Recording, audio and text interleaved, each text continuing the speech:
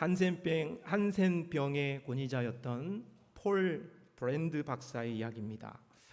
인도에서 20년, 미국에서 30년, 50년을 한센병 환자를 치료한 권위자였습니다. 그런 그가 어느 날 영국을 방문하고 기차 여행을 했습니다. 런던에 도착해서 호텔에서 밤을 보내려고 하는데 발이 움직여지지 않고 감각이 없었습니다. 뒤꿈치가 전혀 감각이 없는 겁니다. 그래서 좀 이상하다 싶어서 날카로운 핀으로 복숭아뼈 아래쪽 뒤꿈치를 찔러 보았습니다. 피는 나는데 전혀 감각이 느껴지지 않았습니다. 그는 한센병, 나병의 권위자였기 때문에 즉각 그것이 무슨 의미인지를 알게 되었습니다. 한밤을 정말로 내가 이제 큰일 났구나. 내 남은 인생은 어떻게 돼야 하나. 나병으로 가족들도 만나지 못하고 격리된 상태로 울음 속에서 내 인생을 끝내는구나 하는 절망감에 잠을 이룰 수 없었습니다. 아침에 일어나서 자포자기한 마음으로 다시 한번 발 뒤꿈치를 찔러 보았습니다. 그랬더니 찌르는 순간 소리를 지르게 되었습니다. 아픈 거죠. 그러면서 소리와 함께 이어지는 말은 할렐루야였습니다. 아픈 것이 감사되었다는 거죠. 왜요? 아프다는 것은 건강하다는 것이고 아프다는 것은 살아있다는 것을 의미했기 때문입니다. 이 박사는 이 사건을 계기로 그의 마음과 삶이 많이 달라졌다 했습니다. 우리에게 여전히 아픔이 있습니다. 그러나 그 아픔은 아픔으로만 끝나는 것이 아니라 그 아픔을 우리가 감사의 제목으로 삼을 수도 있겠습니다. 왜냐하면 내가 아프다는 것은 내가 살아있다는 증거이기 때문이지요.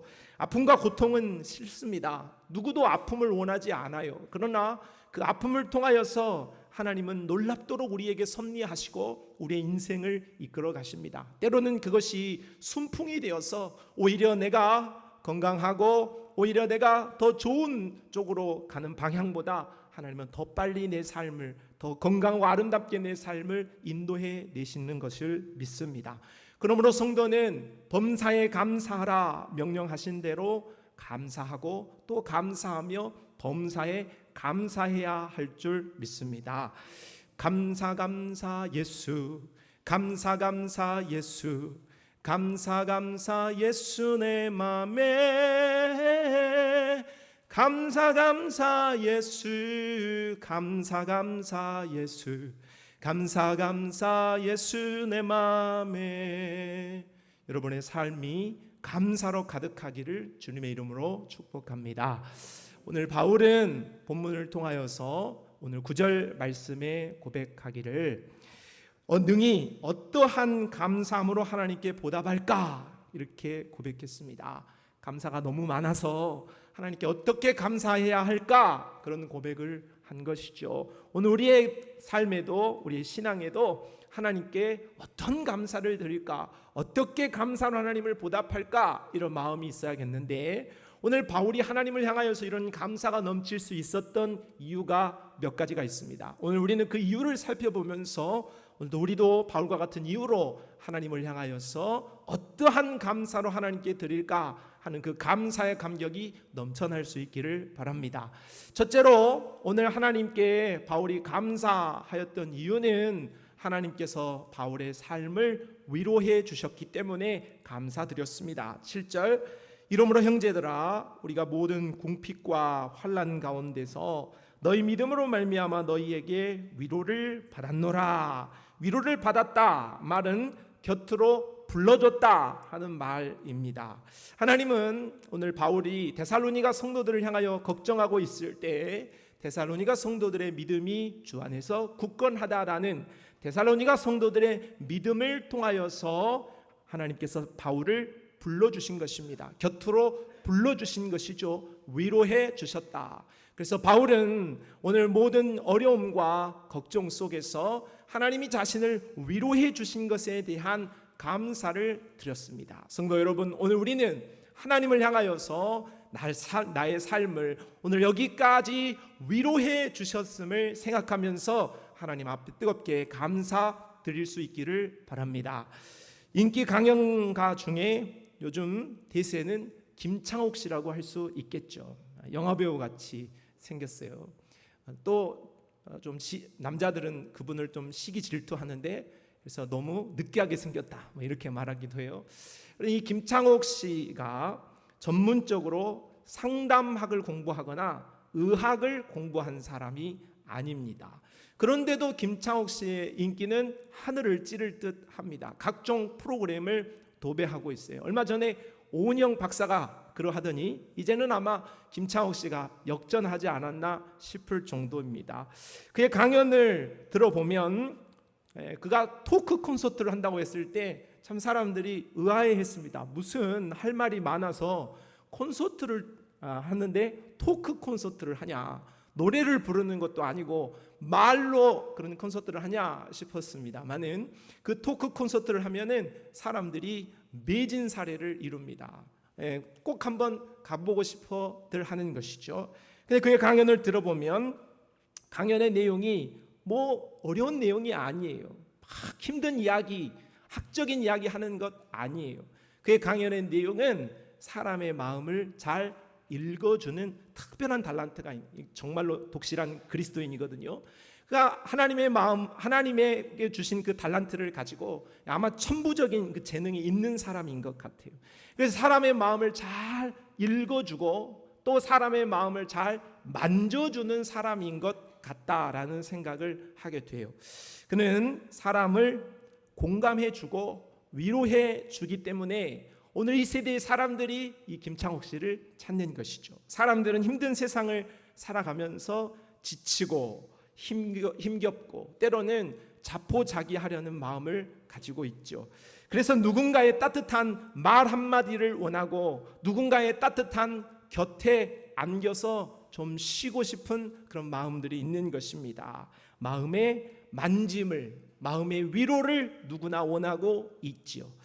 바알과 아세라 선지자와 목숨을 건 싸움을 싸웠던 사람, 서슬퍼런 아합 왕에 맞서서 정말로 당당했던 사람, 간절히 기도하여서 3년 반 동안 오지 않던 비를 하늘에서 내리게 했던 정말로 믿음의 사람, 하나님의 사람이 엘리야 선지자였어요. 그런데 그 놀랍도록 큰 믿음과 하나님 앞에 강한 믿음을 가졌던 이 엘리야 선지자도 지칠 때가 있었다는 거죠. 열왕기상 19장 3절 말씀을 보니까 그가 이 형편을 보고 일어나 자기의 생명을 위해 도망했다. 이 형편은 뭡니까? 오늘 그가 바알과 아세라와의 선지자와의 싸움에서 승리한 이후에 이세벨이 내가 가만두지 않겠다. 엘리야 잡아와라. 죽여버리겠다. 그렇게 위협하게 되어져 있는 상황입니다. 그런 이세벨의 위협을 받는 상황에 놓였다는 것이죠. 그래서 그런 위협 때문에 도망할 수밖에 없는 상황에 있었다는 거예요. 생명의 위협을 느끼는 상황이 발생하게 된 것입니다. 그렇게 믿음이 좋았던 엘리야지만 이런 상황, 이런 어려움의 때를 만나게 된 엘리야는 열왕기상 19장 4절에 이와 같이 말합니다. 자기 자신은 광야로 들어가 하룻길쯤 가서 한 로뎀나무 아래에 앉아서 자기가 죽기를 원하여 이르되 여호와여 넉넉하오니 지금 내 생명을 거두시옵소서. 나는 내 조상들보다 낫지 못하니이다 했습니다.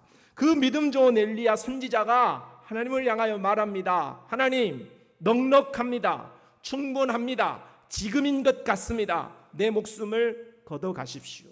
그 말은 차마 내가 선지자인데 자결은 할 수 없고 목숨을 스스로 사울처럼 끊을 수는 없고 하나님께서 내 목숨을 가져가시고 이 모든 상황을 끝내고 싶습니다. 내가 잡혀가서 죽느니 차라리 내가 하나님 손에 죽겠습니다 하는 말이죠. 그 마음이 너무나도 낙심이 되었다는 거예요. 그의 마음이 너무나도 두려웠기 때문에 하나님을 향하여서 다음과 같은, 지금과 같은 고백을 한 것입니다. 깊은 낙심과 열등감, 비교의식에 빠진 것이죠. 그래요, 성도 여러분, 오늘 우리는 하나님 앞에 믿음의 경중은 좀 있을 수 있겠어요.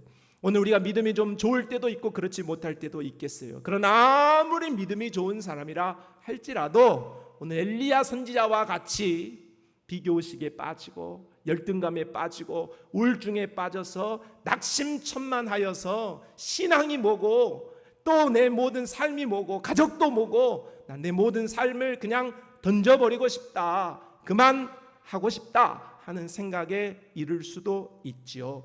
그러나 하나님께서는 이런 엘리야를 가만두지 않으셨습니다. 열왕기상 19장 5절을 같이 읽어보아요. 시작. 로뎀나무 아래에 누워 자더니 천사가 그를 어루만지며 그에게 이르되 일어나서 먹으라 하는지라. 자 보세요. 로뎀나무 아래에 엘리야는 뭐 했어요? 누워서 잤어요. 뭘 하지 않았다는 거예요. 하나님을 향하여서 뭔가 열심을 내보거나 뭔가 도전을 해보거나 일어나려는 노력을 하지 않고 그냥 번아웃 된 거예요. 끝났다, 그만하자 하는 누워 자는 인생이었어요.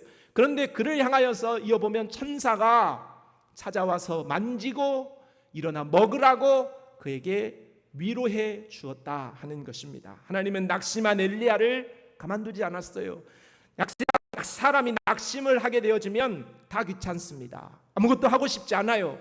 내가 무엇을 해야 할지 모르는 게 아니에요. 믿음 있는 사람들이 기도해야 되고 하나님의 말씀 앞에 서야 하고 내가 믿음으로 무엇을 어떤 행동을 해야 할지 모르는 바 아닙니다. 그러나 그 마음에 낙심이 찾아오게 되어지면 그 마음이 우울로 뒤집혀지게 되면 그의 마음에 침울한 신앙의 영역으로 우리가 들어가게 되면 알지만 행동하지 못해요. 그래서 엘리야처럼 누워 자는 그런 상황에 빠질 수밖에 없습니다. 그러나 그런 엘리야를 하나님은 가만두지 않으셨다는 거예요. 하나님은 그런 엘리야를 찾아오셔서 친히 위로하여 주시고 어루만져 주셨습니다. 사랑하는 성도 여러분, 우리 하나님은 위로하시는 하나님이 되시는 줄로 믿습니다. 바울은 하나님을 위한 삶, 복음을 위한 삶을 살면서도 수많은 위기에 봉착하였습니다. 고린도후서 4장 8절로 9절 말씀에 우리가 사방으로 우겨쌈을 당하여도 답답한 일을 당하여도 박해를 받아도 거꾸로 뜨림을 당하여도 바울의 삶이 늘 이와 같이 어려움 투성이었다는 거죠. 그러나 이런 위기 속에서 바울이 넘어졌다더라, 바울이 끝내 포기했다더라, 바울이 끝내 신앙의 경주를 다 하지 못하였다더라, 그런 말을 우리는 들은 적이 없죠. 바울은 그 어떤 역경 속에서도 하나님이 부르신 상을 향하여서 그의 다름질을 멈추지 않고 끝까지 달려갔습니다. 그 비결이 무엇인가? 고린도서 4장 7절을 같이 읽어봅시다. 시작. 우리가 이 보배를 질그릇에 가졌으니 이는 심히 큰 능력은 하나님께 있고 우리에게 있지 아니함을 알게 하려 함이라. 아멘. 바울은 자신 안에 계신 하나님이 얼마나 크신지를 알았다는 거죠. 자신은 질그릇같이 천하고 깨어지기 쉬운 존재이지만 그러나 질그릇 안에 계신 자신의 하나님, 자신을 부르신 예수 그리스도는 얼마나 위대하시고 보배가 되시는지를 알았다는 거예요. 그래서 바울이 넘어질 때마다, 바울이 답답한 일을 만날 때마다, 바울이 힘이 들고 낙심이 되어질 때마다 그 안에 계시는 보배 되시는 그 하나님을 힘입었기 때문에, 그분의 위로가 있었기 때문에 바울은 가던 길을 끝까지 다 경주할 수 있었다 하는 것입니다. 성도 여러분, 이제 우리는 맥주 감사절을 오늘 지키고 있습니다. 지난 한 해를 반년 동안 달려왔습니다. 하나님이 만약 오늘 우리가 낙심되어지고 힘든 그런 상황 속에서 우리의 마음을 어루만져 주지 않으셨다면 오늘 우리는 이 자리에 있을 수 없습니다. 오늘 우리 하나님께서 우리의 모든 순간순간에 낙심되고 눈물 나고 포기하고 싶은 순간들 참 많았겠지만은, 그러나 우리 하나님께서 나를 어루만져 주셨고 하나님께서 나와 함께 해 주셨기 때문에 나는 오늘 이 자리에 있게 되어진 줄로 믿습니다. 이사야서 66장 13절 말씀, 어머니가 자식을 위로함 같이 내가 너희를 위로할 것인즉 너희가 예루살렘에서 위로를 받으리니 했어요.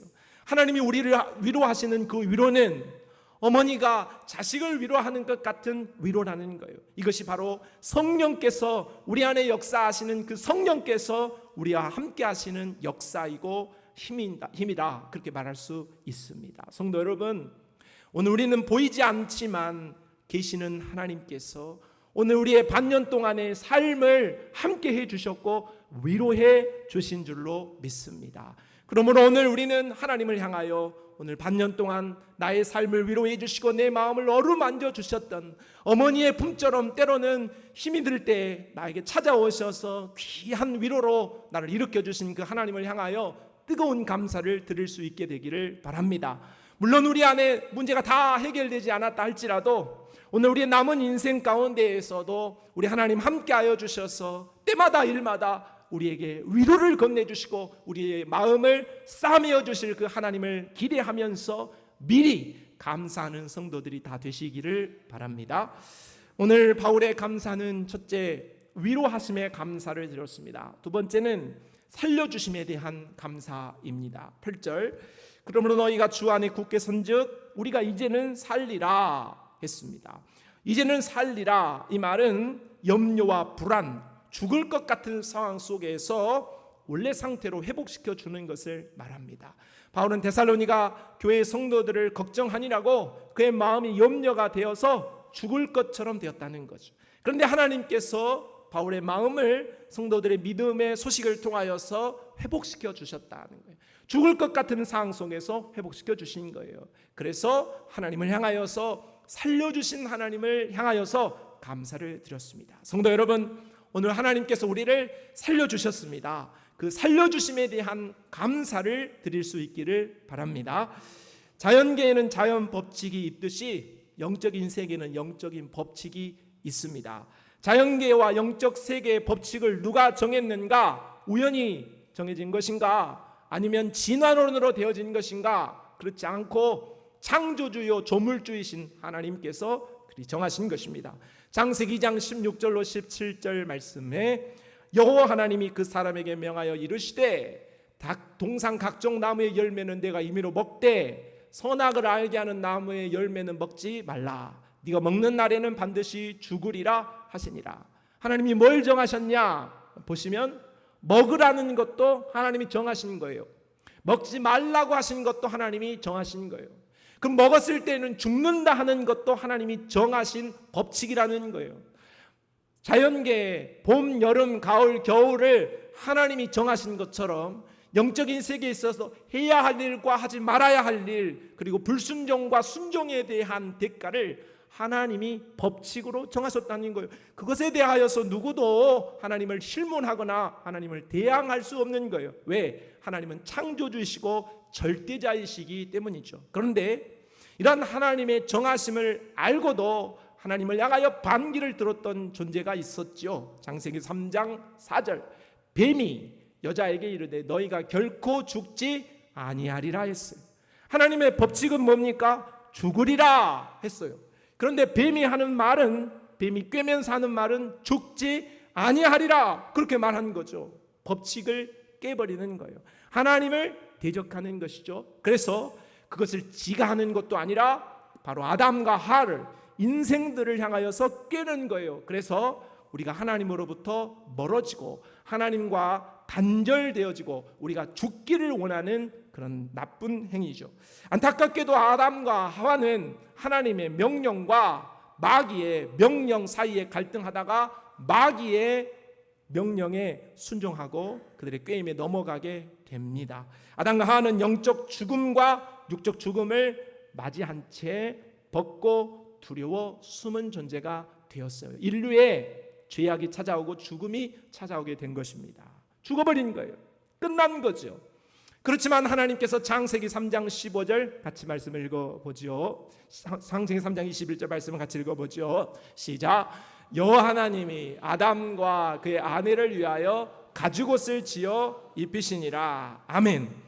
하나님은 죽어버린 아담과 하와에게 가죽옷을 입히심으로 다시 살려주셨습니다. 우리 하나님은 죽음 가운데에서 살려내시는 분이신 줄로 믿습니다.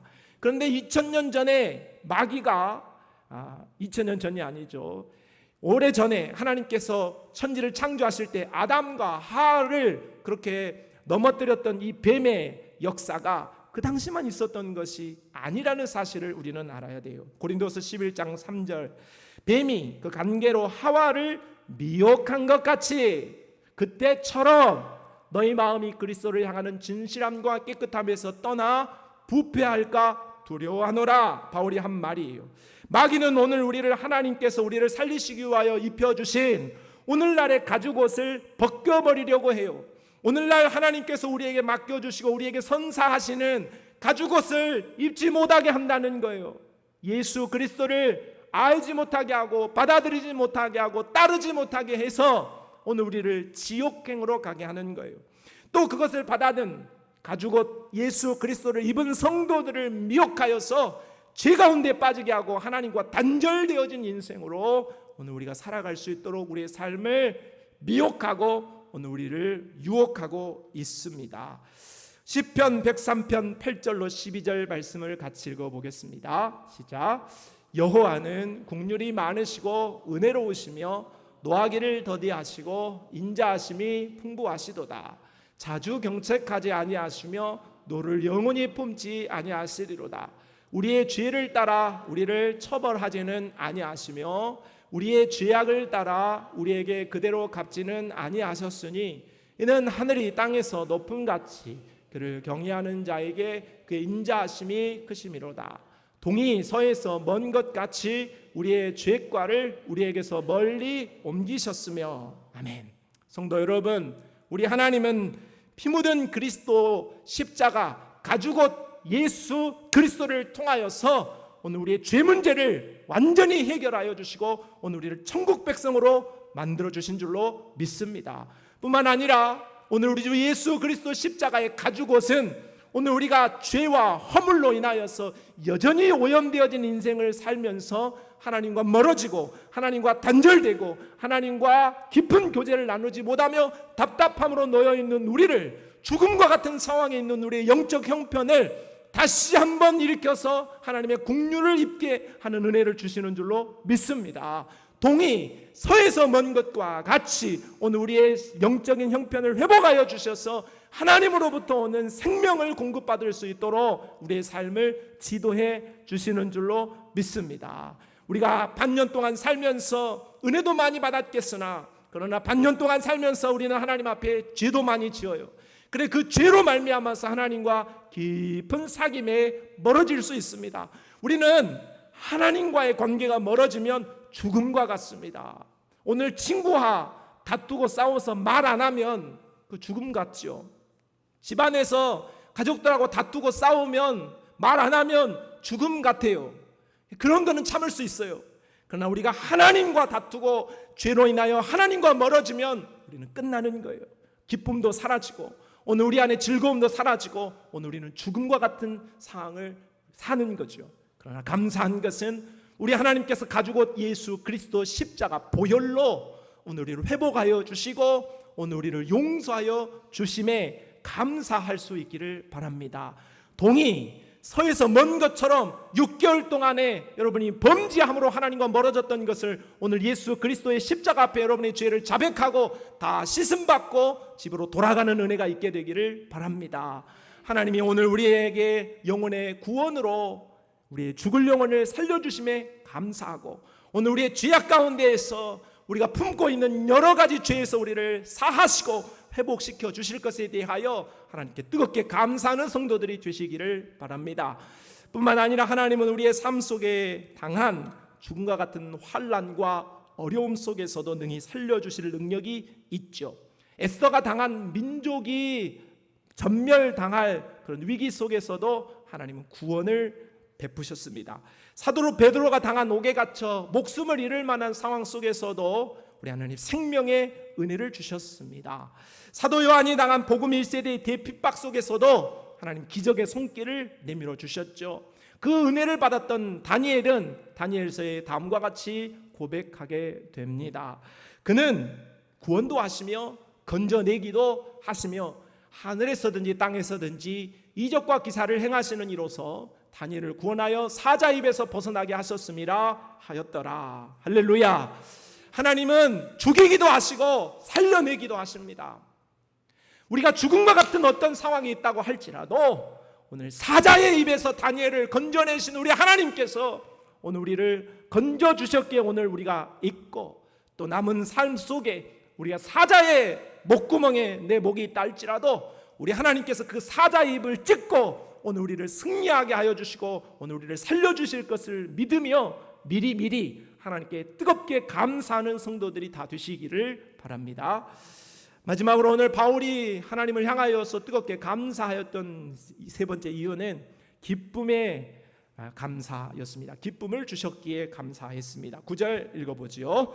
우리가 우리 하나님 앞에서 너희로 말미암아 모든 기쁨으로 기뻐하니 너희를 위하여 능히 어떠한 감사로 하나님께 보답할까. 여기에서의 기쁨은 자기도치가 아닙니다. 나 기뻐 그런 기쁨이 아니고 하나님이 주시는 기쁨이죠.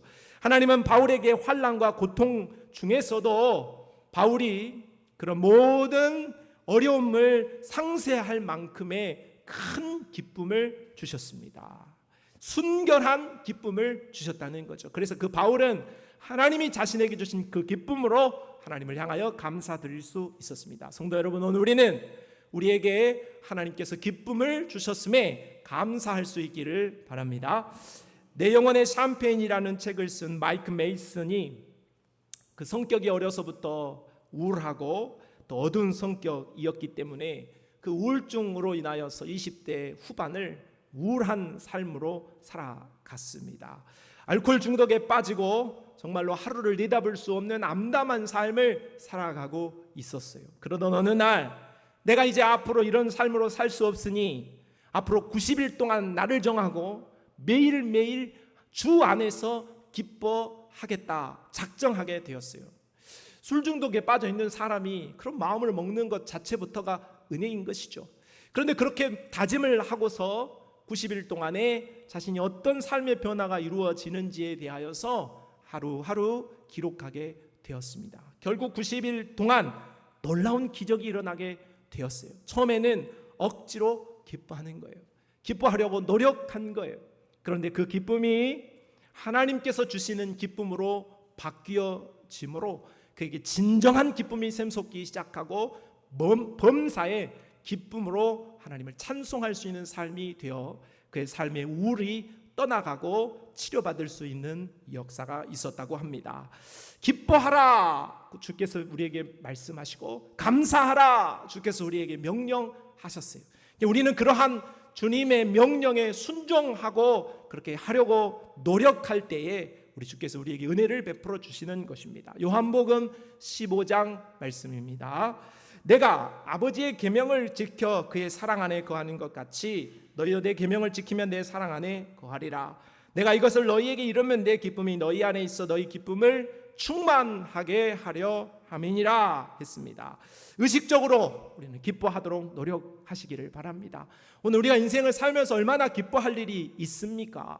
그러나 오늘 우리가 세상의 일로 기뻐하는 것이 아니라 하나님이 주시는 기쁨으로 기뻐하는 인생을 살겠다 의지적으로 작정하시고 그렇게 하나님을 향하여서 기뻐하라는 명령에 순종하기 위하여서 우리가 나아갈 때에 우리 하나님께서 우리에게 진정한 기쁨이 샘솟는 은혜를 주실 줄로 믿습니다. 그래서 그 기쁨을 주시는 하나님께 뜨거운 감사를 드리는 우리의 신앙이 되기를 바랍니다. 한 라디오 방송에서 아버지와 아들이 얼마나 친밀한가를 실험하기 위한 이벤트를 실시했습니다. 몇 사람을 불러서 아들이 아버지에게 전화를 합니다. 그래서 아버지에게 예고 없이 말합니다. 아버지 감사해요. 그리고 아버지 사랑해요. 이렇게 말했습니다. 그래서 사람들이 아버지들이 어떤 반응을 보이는지를 한번 보고자 했던 것이죠. 가장 많이 보인 반응은 다음과 같았다고 합니다. 아들이 아버지에게 전화해서 여보세요 아버지 접니다 라고 했을 때 그 말이 다 끝나기 전에 아버지가 하는 말은 엄마 바꿔줄까 였습니다. 엄마 바꿔줄까? 아니 아버지 그게 아니고 제가 아버지께 드릴 말씀이 있어요. 아버지 감사해요. 그리고 사랑해요. 그러니까 아버지가 듣고 하는 말이 야 너 술 마셨냐? 했어요. 아니 아버지, 저 술 마신 거 아니고 정말 진작부터 이런 말을 해드리고 싶었어요. 아버지 감사해요, 사랑해요 했더니 아버지가 또다시 하는 말은 너 돈 필요하냐 였어요. 이 이야기를 통하여서 우리가 알 수 있는 부분은 뭐냐면 사람들은 감사에 익숙하지 않은 거예요. 아버지가 그 감사를 듣는 것도 익숙하지 않고 아들이 감사를 말하는 것도 익숙하지 않은 거죠. 엄마 바꿔줘 봐라. 저도 그러는데 저희 아버지가 그러시는데 우리가 익숙하지 않기 때문에 감사 익숙하지 않기 때문에 그 말이 어색하게 들려졌다는 거죠. 성도 여러분, 우리는 오늘 바울이 하나님 앞에 뜨거운 감사를 들었다고 했을 때 그 감사가 생소한 감사가 아니었다는 거죠. 늘 감사할 수 있었고 풍성한 감사였다고 할 수 있겠습니다. 그러므로 오늘 우리는 하나님을 향하여서 맥주 감사절을 맞이하여 다시 한번 감사를 회복하고 하나님 앞에 뜨거운 감사를 드려야겠습니다. 우리가 하나님을 향하여 감사해야 할 세 가지 이유를 오늘 우리가 살펴보았죠. 하나님이 오늘 우리를 위로해 주셨습니다. 그리고 하나님이 우리를 죽음에서 살려주셨고 죄에서 살려주셨습니다. 그리고 하나님이 우리에게 큰 기쁨을 주셨습니다. 이러한 이유들을 우리가 셈하면서 하나님 앞에 뜨겁게 감사할 수 있는 그런 절기로 하나님을 섬기는 우리 모든 성도들이 되시기를 바랍니다. 하나님 아버지 감사합니다. 익숙하지 않는 감사의 세대 속에서 하나님을 향하여 뜨겁게 감사로 살아갈 수 있는 우리 모든 성도들 되게 하여 주옵소서. 예수님의 이름으로 기도합니다. 아멘.